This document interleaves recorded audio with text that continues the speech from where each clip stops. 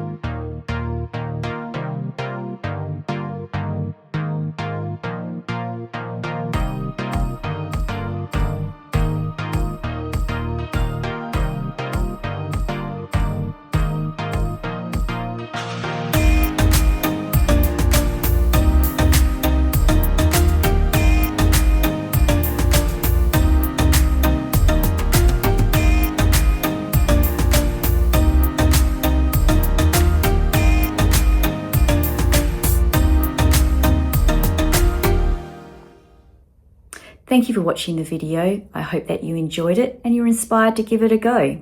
Please check out my other step-by-step baking recipes that I have on my YouTube channel, and have a great day.